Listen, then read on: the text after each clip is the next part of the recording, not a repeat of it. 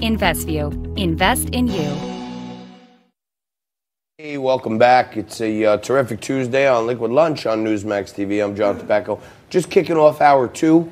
We're in the Question Tequila Studios. We're at the Newsmax Liquid Lunch Outpost in downtown Manhattan.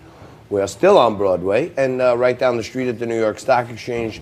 The Dow is trying to pick up some losses from this morning. I guess there are some rumblings coming out of the trade talks that we may delay the December 15th tariffs.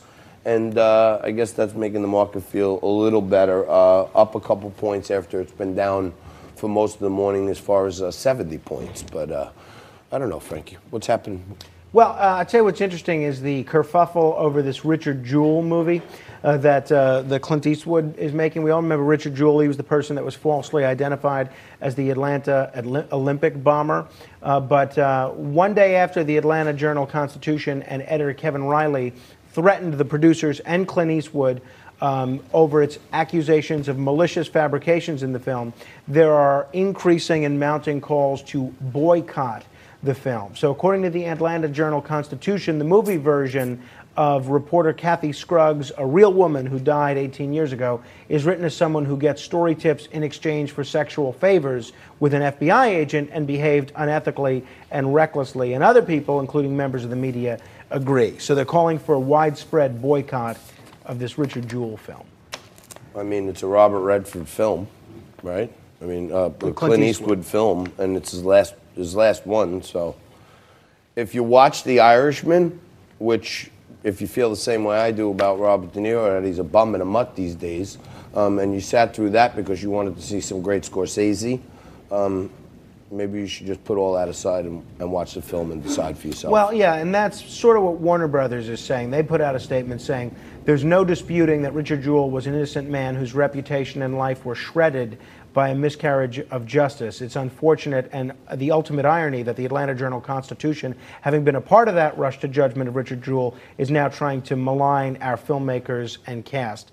Richard Jewell focuses on the real victim, seeks to tell his story, confirm his innocence, and restore his name. The Atlanta Journal-Constitution's claims are baseless and will vigorously defend them.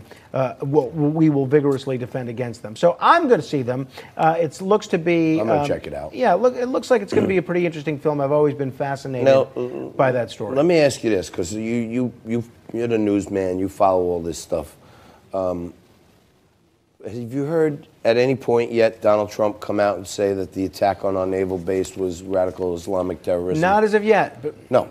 Has anyone from the administration, Kellyanne Conway, the new spokeslady, has anybody said this is radical Islamic terrorism? Well, I don't know if the National Security Advisor used the term radical Islamic, but he did say it was terrorism. Probably terrorism. Yes. Well, he said clearly. That's right. Now is it clear now? Well, no. That they watched mass shooting videos and they went to New York and checked out all kinds of main attractions. Last I heard, it was just terrorism.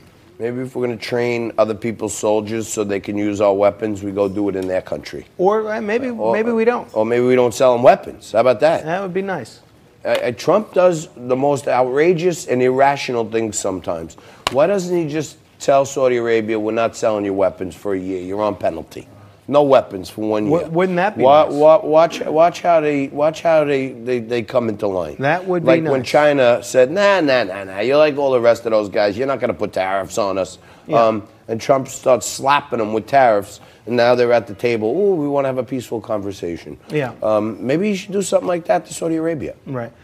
Well, it would be interesting. The president certainly, he was very interested in this Inspector General report yesterday. This let's play number 3 if we can. This is what the president said yesterday about this Inspector General report and where he thinks it should be regarded in the consciousness of the American people. Well, we'll bring that to you in a second. I'm sure it was a good one. Well, all right, we'll play that for you when we talk with Josh Kravitz and Bill Cortez. Okay, great. But That's fantastic. it is interesting that Nancy Pelosi went out of her way to praise the USMCA as significantly better than NAFTA, while at the same time attacking the president that negotiated it.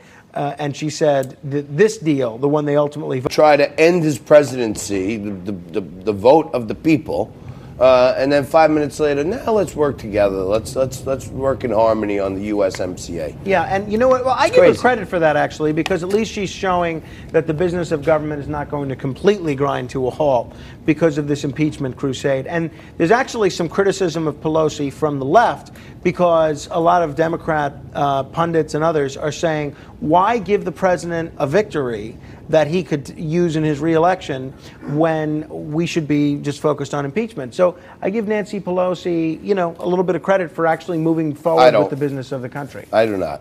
She's, you know, it basically proves that she thought this political theater with no chance of victory in removing the president was more important than a piece of legislation that would lower drug costs and help America with our #1 and #2 trading partners, Canada and Mexico. Everybody's so focused on China. What everybody doesn't realize is they're our #3 trading partner, and Nancy Pelosi and the Dems down in Congress have been delaying the USMCA deal with our top 2 trading partners so that they can go after President Trump, smear him up a little bit. It gets knocked out of the Senate, but they tried to impeach him. That was more important than, you know, one of the after effects will be lower drug costs. Yeah. Also, from out of Washington, Congressman Ted Yoho, Republican from Florida, has announced his retirement from Congress at the end of this term. Now, this is a seat that the Republicans won pretty strongly a couple of years ago, but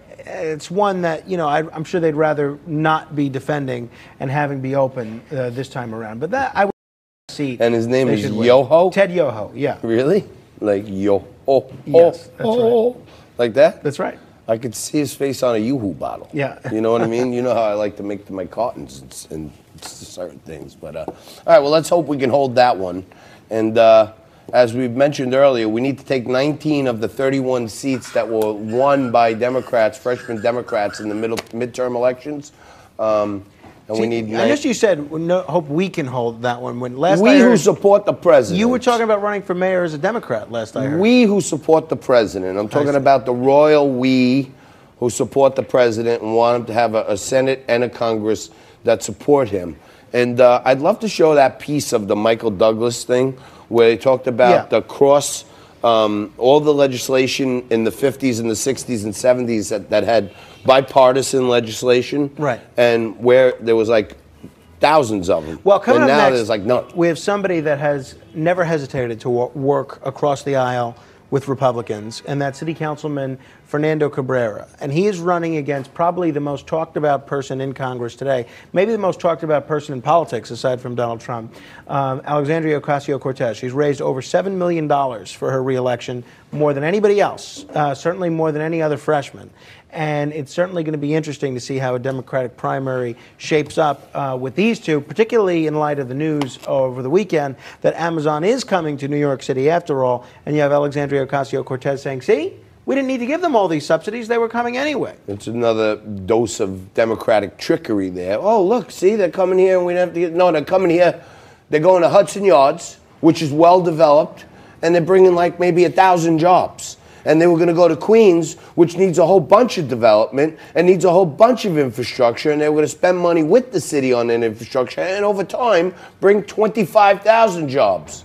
So you don't get a pat on the back, AOC, Alexandria Ocasio-Cortez, because you took Amazon's job count in New York from 25,000 to 1,500. It's nothing to throw a parade about. Well, yeah, not that I can tell. Well, why don't we take a break, and then we'll chat with Councilmember I don't want to Cabrera take a next. break. All right. I want to rail more against Go ahead. AOC. Rail away. All right. Rail Let's away. take a break. All You're in charge. Thank you.